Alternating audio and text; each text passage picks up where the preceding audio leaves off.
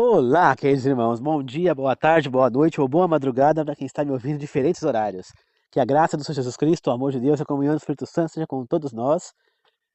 Na meditação de hoje falaremos sobre como devemos ensinar a Bíblia para nossos filhos.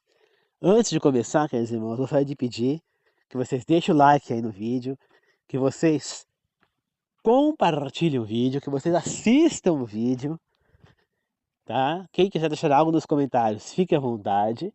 Assim que eu puder, eu vou ler e respondo. É opcional, pode ser agora, no decorrer do vídeo, no final do vídeo. E que vocês que estão me ouvindo e não estão inscritos ainda, que se inscrevam no meu canal. Tá certo? Vamos fazer uma oração para começar? Todos juntos?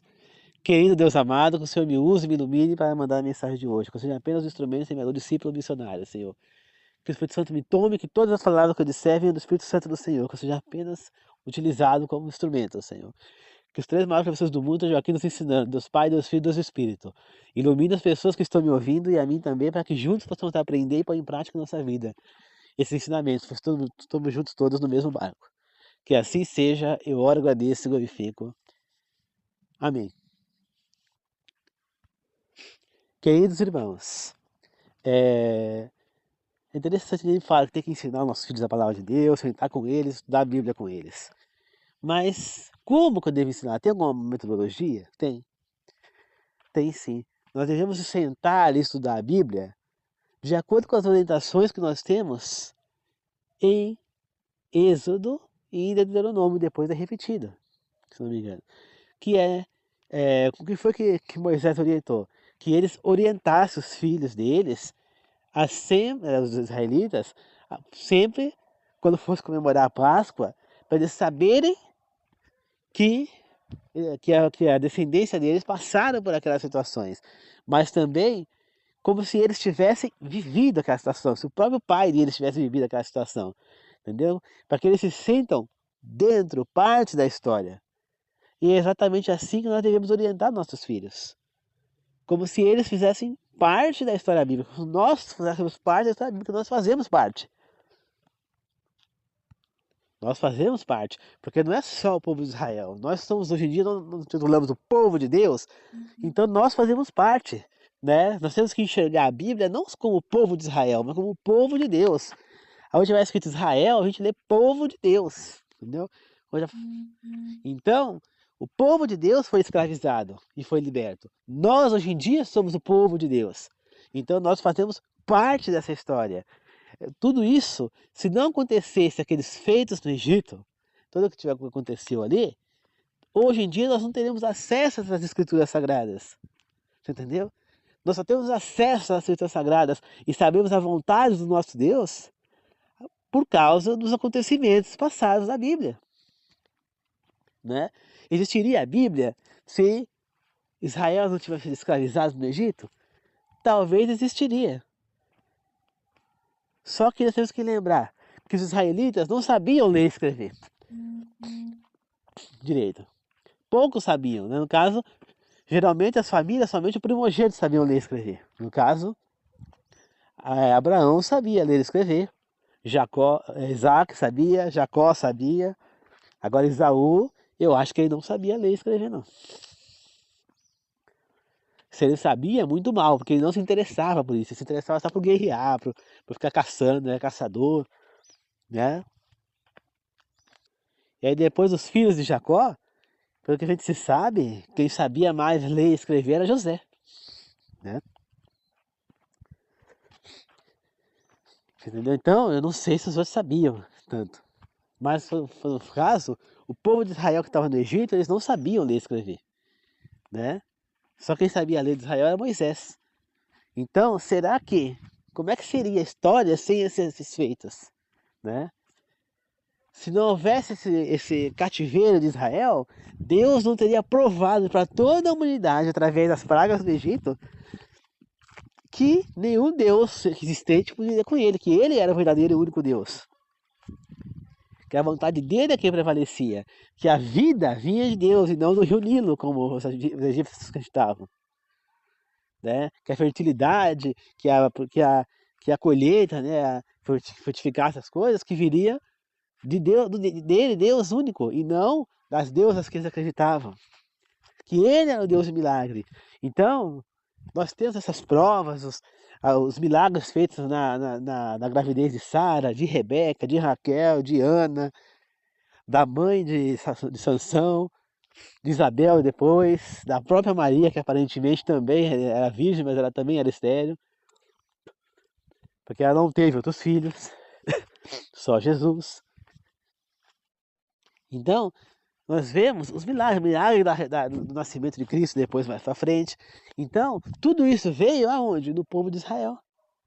Então, para nós chegarmos à nossa fé hoje, ao nosso cristianismo, a fé no nosso Deus único, nós estamos vindo daquela descendência. Nós somos a descendência de Noé. A Bíblia começa com Adão e Eva, nós viemos de Adão e Eva. A Bíblia começa depois com Noé, depois do dilúvio. Recomeça com Noé. Nós somos o Noé, descendente de Noé. Então, tudo que está ali faz parte de nós. Né? É interessante as pessoas falarem, esquece que nós somos descendentes de Noé. Portanto, se nós somos descendentes de Noé, Deus já separou lá com Noé as carnes imundas, por exemplo. As pessoas falam, não, foi para os israelitas. Não, pois Noé pôs na arca um casal de animais imundos e 7 casais de animais puros. Ou seja, se Noé consumisse qualquer animal impuro, aquela espécie deixaria de existir. Então Noé só poderia comer as carnes dos animais puras. Por quê? Porque naquele momento ia precisar comer carne, porque não teria as frutas. Né? Eles teriam que replantar tudo até dar as frutas novamente. Porque Deus foi bem claro, o homem dali em diante teria que plantar para comer. Então Deus não podia dar para eles as árvores prontas já. Não, eles tiveram que plantar, esperar crescer, enquanto isso eles comiam carne. Né? E ao comer carne, eles não podiam comer as carnes imundas. Então isso já foi mostrado ali. Está em Gênesis. Portanto, não tem nada a ver com o povo de Israel que nem existia naquela época. Todos nós somos descendentes de Noé. Então, de qualquer forma ou de outra, essa história nos pertence. A história bíblica nos pertence. Nós fazemos parte daquilo ali. Né? Se o povo de Deus foi escravizado lá, o povo de Deus foi perseguido, praticamente escravizado, há pouco tempo. Né? Na época de Napoleão, pois nós não podíamos ler a Bíblia foi confiscada, destruída, não existia mais Bíblias. Então, praticamente, nós viramos escravos. Nós não temos o direito ao nosso pensamento, a seguir a nossa leitura bíblica, a nossa fé, não temos liberdade religiosa, nós não temos liberdade de nada. Então, ou a perseguição dos apóstolos, ou perseguidos foram mortos. O próprio Jesus foi perseguido. Né? Os homens que descobriram exemplares escondidos da Bíblia e começaram a passar a leitura adiante e denunciar as falsas doutrinas que estavam existindo na época, né, os falsos ensinamentos, eles foram perseguidos e também foram mortos, como Martinho Lutero, Zwingli. Então tudo isso faz parte da nossa história. A Bíblia faz parte da nossa história. Nós estamos ali envolvidos diretamente dentro dela. E é isso que nós precisamos passar para os nossos filhos. Que não é uma história de um outro povo, não é uma história normal do mundo, não. A Bíblia é a apresentação de um Deus invencível, um Deus onipotente, onisciente, onipresente, um Deus criador, um Deus amoroso, um Deus justo, um Deus piedoso, misericordioso, mas também um Deus Pai, disciplinador.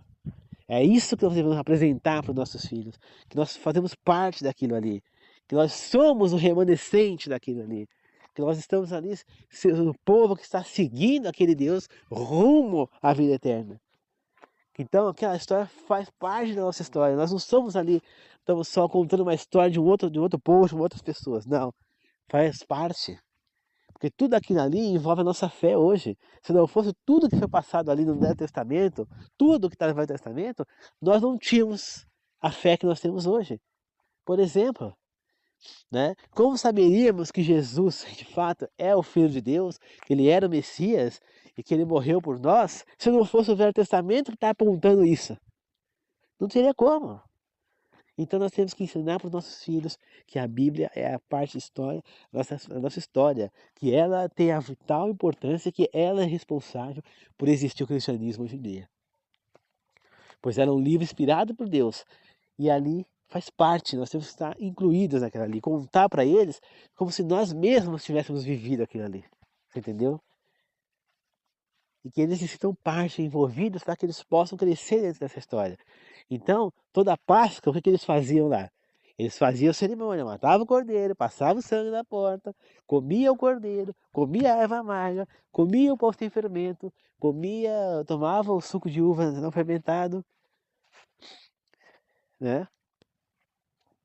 Para quê?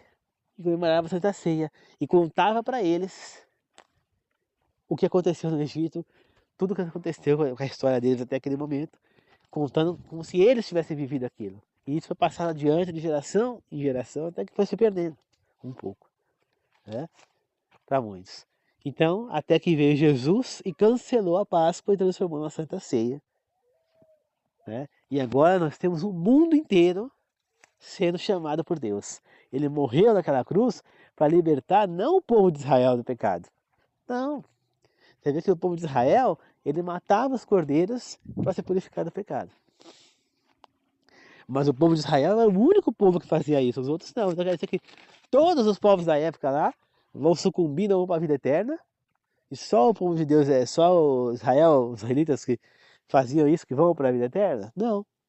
Pois os povos daquela época, eles poderiam ir para a vida, pessoas daqueles povos poderiam ir para a vida eterna por ignorância, porque eles não foram apresentados para que eles fizessem isso. Mas se em algum momento as pessoas que praticaram bem naquela época, eles praticaram bem ao próximo, né, não fazendo mal a ninguém, eles poderão ser salvos, né, praticando bem. Então naquela época tinha esse porém. Então não é porque só o povo de Israel que fazia que vão ser salvos, que nem hoje em dia. Não é porque a igreja adventista do sétimo dia guarda o sábado que nós vamos falar, só nós vamos ser salvos porque só nós guardamos o sábado, os outros não. Não. Eles poderão também ser salvos mesmo sem guardar o sábado. Por quê? Porque o sábado, no momento, ainda não é exigido como prova para guardar para a salvação. Ainda não é, mas ele vai ser em algum momento. Mas no momento ele não é. Então, todos os povos que hoje em dia, todas as pessoas que não guardam o sábado, mas praticam bem, elas serão salvas mesmo sem guardar o sábado. Entende? Então, eu preciso apresentar a Bíblia para os meus filhos como se eu estivesse dentro dela, como que aquela história faz parte da minha história, da história do meu filho. E não de um povo que abandonou a Deus, um povo que se entregou ao errado e rejeitou o Messias e perdeu o título de povo de Deus. Não.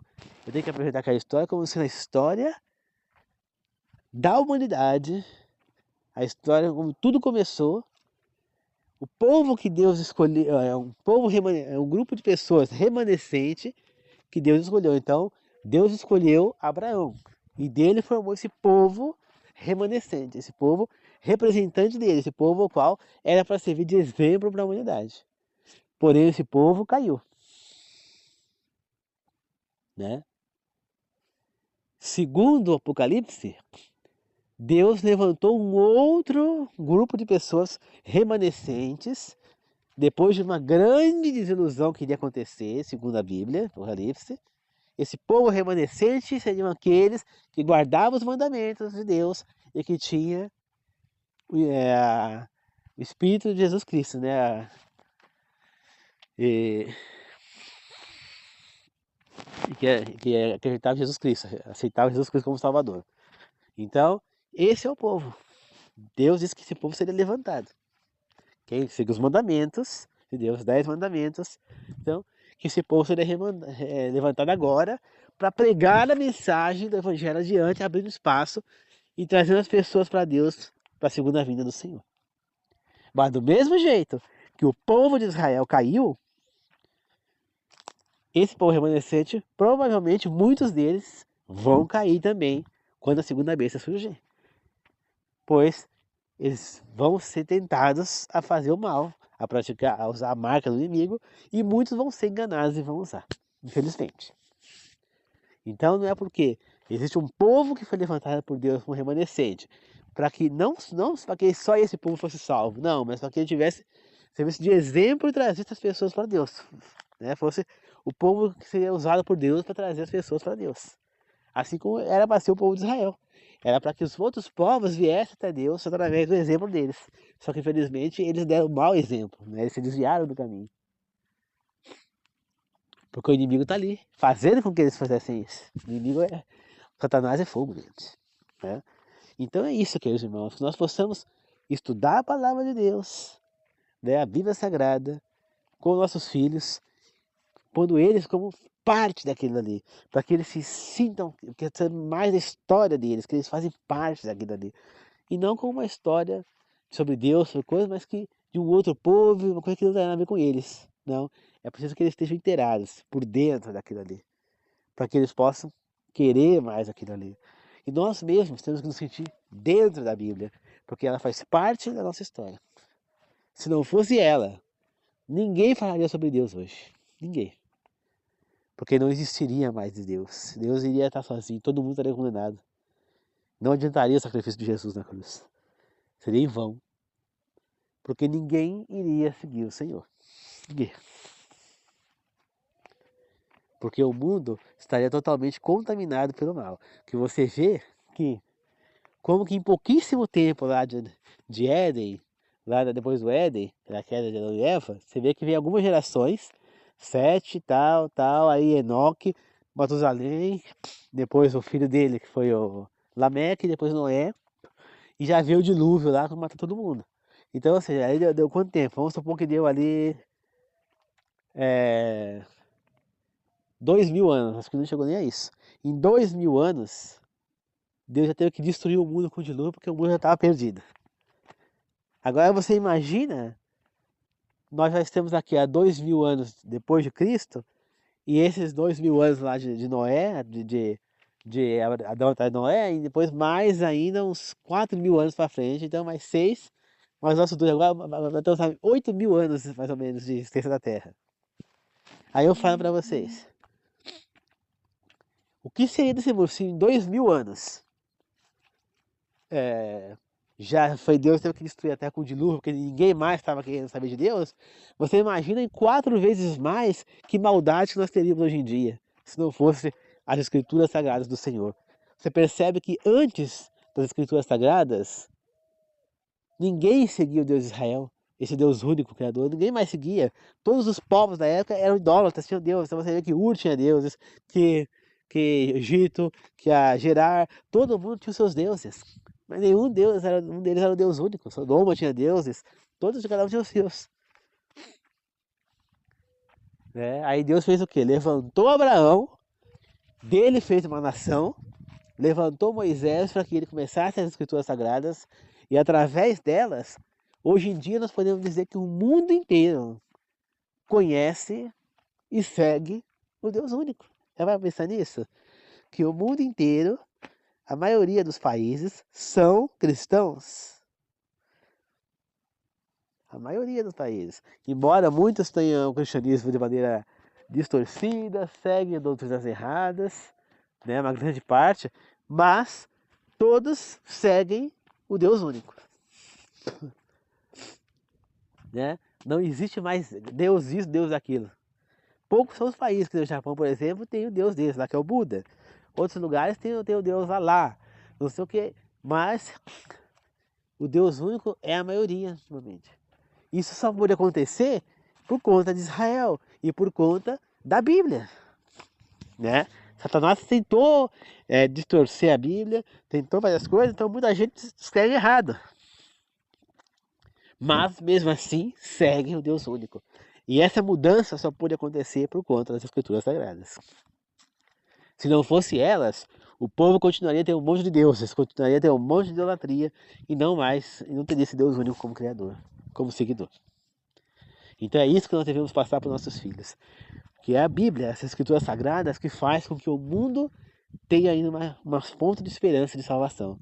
É ela que nos leva a fazer o que é certo para podermos alcançar a salvação que Jesus nos proporcionou morrendo na cruz. Sem ela, o sacrifício de Jesus seria em vão. E é isso que nós temos que ensinar para nossas filhas. Que não basta que Jesus tenha morrido naquela cruz. Não basta que ele tenha ressuscitado.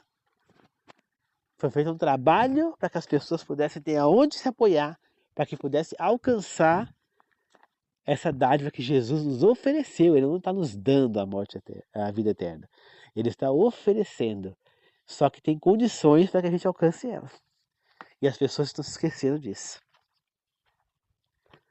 Né? Muitos falam, a salvação vem pela graça, pela graça de Jesus na cruz. É Ele que vai dar cruz que vai nos dar a salvação, não é nossas obras. Realmente. Só que isso aí significa somente uma coisa. Que nós vamos ser salvos porque Jesus morreu na cruz. Se ele não tivesse morrido, nada que nós fizéssemos iria nos levar à salvação. Você entendeu? Nada. Agora, por causa do sacrifício dele, nós temos o direito a alcançar a salvação. Mas para alcançá-la, nós precisamos fazer alguns sacrifícios. Né? Que nem, por exemplo, por causa eu tenho como alcançar, por exemplo, o alto da minha casa, a laje, não tem escada. Tenho condição de alcançar a laje, por quê? Porque Deus proporcionou que o homem criasse a escada. Só que eu preciso arranjar uma escada para que eu possa alcançar a laje. Eu preciso subir alguns degraus da escada para alcançar a laje. A vida eterna é a mesma coisa. Jesus ofereceu a vida eterna, tá lá. Tá lá aberto lá, tá lá em cima da laje a vida eterna. Só que para mim chegar lá em cima da laje, eu preciso subir alguns degraus. E para mim chegar na vida eterna, esses degraus quais são? Eu preciso seguir as orientações que Deus nos deixou na Bíblia. Eu preciso praticar o bem. Eu preciso mostrar que eu sou digno de merecer essa vida eterna. Então, eu tenho que, a cada dia, eu tenho que subir um degrau, superando os obstáculos e tudo mais, para que eu possa chegar no final em cima na vida eterna. Então, eu preciso praticar as boas obras. Eu preciso fazer o bem ao próximo. Eu preciso seguir as orientações que Deus nos deixou na Bíblia para alcançar a vida eterna. Se eu não fizer essas coisas, eu não vou alcançar.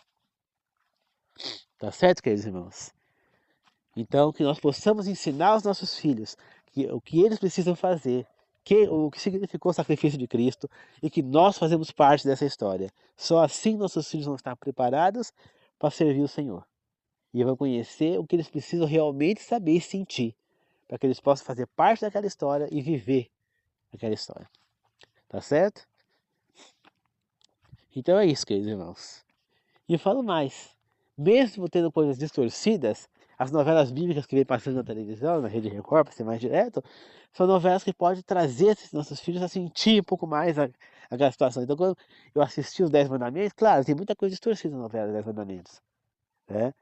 Como o romance de Moisés com uma egípcia, e ele acaba depois preferindo o povo dele do que essa egípcia, e ela acaba depois casando com Ramsés e tudo mais. Então, fizeram uma coisa, mas você percebe, mas o mais importante ali é você enxergar o poder de Deus. O que ele fez, as pragas, né? Aí você não só está sentindo ali, lendo a Bíblia, mas você está vendo na novela as pragas. Você entendeu? Você está vendo o que aconteceu. Mas é interessante, ao mesmo tempo que você assiste a novela, você acompanhar as escrituras bíblicas. Na novela sempre aparece lá, versículo tal, tal. Então você vai ler aqueles pedaços para você ver realmente o que está sendo falado e você não só sentir, você vê. Foi espetacular ver o fogo descendo do céu, ver o mar vermelho se abrindo, vendo as pragas caindo no Egito, o rio virando sangue. Foi espetacular. Né? Você vê na novela de Isabel, Lili fazer fogo descer do céu. Vê na novela Reis, Samuel fazendo cair raio na cabeça dos filisteus. Você vê o poder de Deus. Isso é impressionante. Ver Daniel ser jogado na cova dos leões. Ver os seus 3 amigos, Sedraque, Medraque e Abednego, sendo jogados na fornalha quente, ser liberados por Jesus. Ver a demência do Nabucodonosor, que foi transformado em fé, e depois ele voltando, acreditando em Deus. Vendo Deus mostrando para Nabucodonosor que ele era o poder. Vendo Deus mostrando para o faraó que ele era o poder. Deus mostrando para Jezabel e para os seus profetas lá que ele era o único ser poderoso, mostrando o seu poder. Então você vê Deus e você começa a acreditar mais nele do que nunca, né? Quando você vê os milagres de Jesus, na novela de Jesus, Você percebe a magnitude que era, porque você sente, os atores conseguiram mostrar, imagina o Judas Tadeu, que era cego de nascença, passar a enxergar, Jesus passar lá, passar lama lá com guspe nos olhos dele, para ele lavar no tanque lá de Beceda, lá, sei lá qual tanque que foi, Siloá, né? Não lembro qual foi o tanque. E ele vai lá, lava, quando ele se lava, ele volta a enxergar. Volta, não, ele começa a enxergar. Pessoas com levas sendo curadas.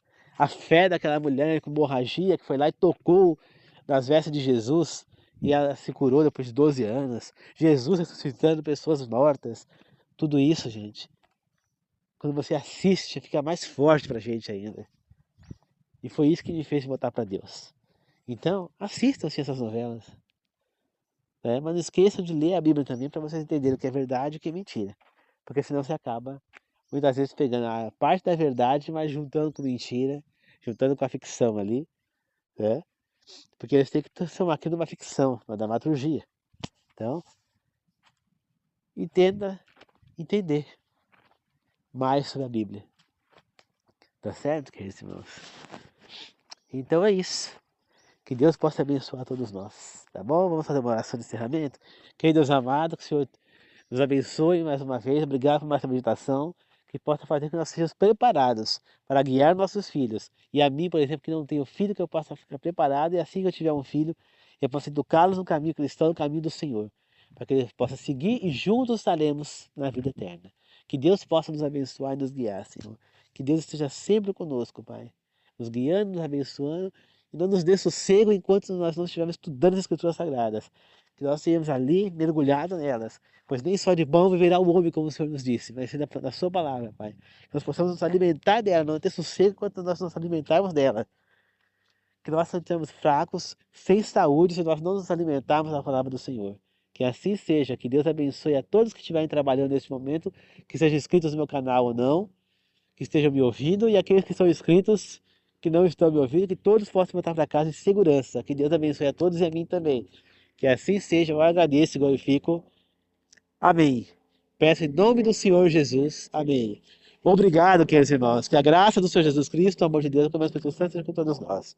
E lembre-se, oriente seus filhos, ensina a eles a palavra da Bíblia como se fosse, entendendo que eles entendam que faz parte da história deles, que eles se sintam dentro da Bíblia. Tá certo? Que assim seja. Obrigado, queridos irmãos. Deus abençoe a todos.